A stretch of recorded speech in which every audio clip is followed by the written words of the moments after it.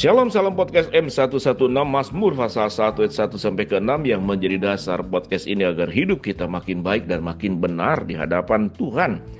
Apa perbedaan cara berpikir lelaki dan wanita?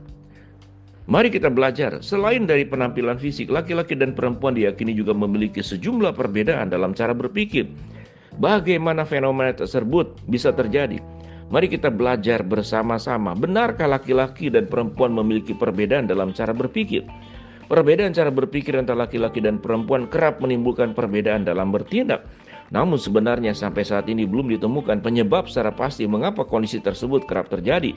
Satu hal yang pasti adalah perbedaan cara berpikir antara perempuan dan laki-laki disebabkan oleh faktor mulai dari biologis, psikologis, hingga sosial. Beberapa hal tersebut bisa menjadi bukti bahwa perempuan dan laki-laki bisa memiliki cara berpikir yang berbeda. Satu, kemampuan komunikasi dan berpikir dengan logika. Laman Stanford Medicine Magazine menyebutkan bahwa ukuran otak laki-laki lebih besar dari perempuan bukan penyebab dari perbedaan cara berpikir keduanya. Perbedaan cara berpikir keduanya disebabkan oleh ukuran lobus parietal inferior pada otak laki-laki yang lebih besar.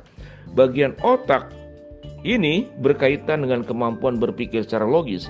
Materi abu-abu pada lobus laki-laki yang lebih besar dibandingkan materi putih juga membuat mereka kurang peka terhadap perasaan dan emosi.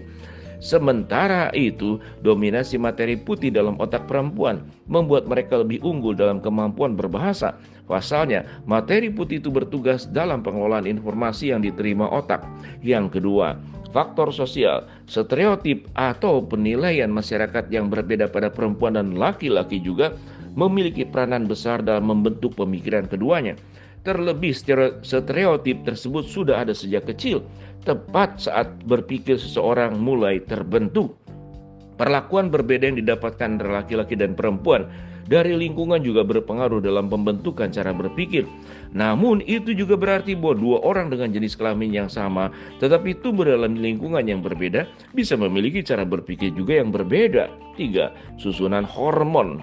Sebuah penelitian dalam jurnal Acta Psychologica menyebutkan bahwa estradiol, salah satu jenis hormon estrogen yang lebih banyak ditemukan pada perempuan dapat mempengaruhi kemampuan mereka dalam berkomunikasi. Sementara itu keberadaan hormon androgen pada laki-laki dipercaya mempengaruhi mereka dalam mengembangkan kemampuan spasi atau ruang. Alasan inilah yang membuat laki-laki cenderung suka melakukan perancangan yang disebut dengan perancangan mekanis. Dari penjelasan tersebut dapat disimpulkan bahwa perbedaan susunan hormon pada perempuan dan laki-laki dapat mempengaruhi cara mereka berperilaku sehari-hari. Bagaimana cara mengambil keputusan? Laman di University of Sydney menyebutkan bahwa perbedaan cara berpikir laki-laki dan perempuan membuat keduanya memiliki cara pengambilan keputusan yang berbeda pula. Laki-laki diketahui sering mengambil keputusan secara ekstrim dan terburu-buru.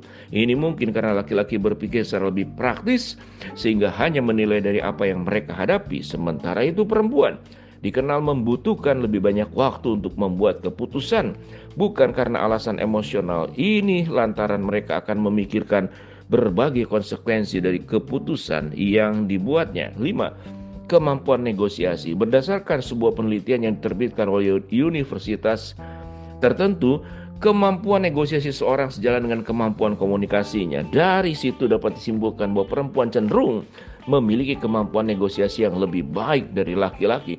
Namun penelitian tersebut juga menyebutkan bahwa tidak ditemukan perbedaan signifikan antara kemampuan negosiasi mahasiswi perempuan dan laki-laki di universitas tersebut. Oleh karena itu, masih dibutuhkan penelitian lanjutan untuk membuktikan hubungan antara keduanya. Meski ada perbedaan cara berpikir antara laki-laki dan perempuan, bukan berarti satu-satunya lebih baik daripada yang lain.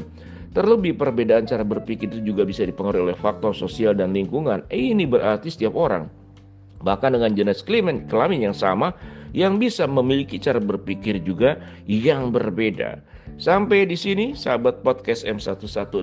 Yang pertama, perbedaan laki-laki dan perempuan di dalam Alkitab justru itu yang terjadi untuk saling melengkapi, bukan mencari perbedaan untuk menjadi sebuah keributan. Karena tidak ada orang yang punya kemampuan utuh sepenuhnya. Setiap pribadi, setiap orang, setiap gender memiliki spesifikasi kemampuan yang pada akhirnya untuk saling melengkapi dan untuk memuliakan Tuhan dengan semua potensi yang ada pada diri kita.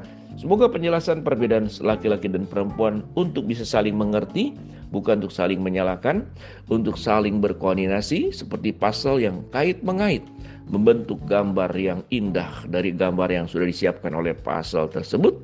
Shalom, ingat kembali akan firman Tuhan berkata, Kristus sebagai kepala dan kita anggota-anggotanya. Sekalipun anggota banyak, tetapi kita adalah satu tubuh dan Kristuslah sebagai kepala kita. Tuhan memberkati kita semua.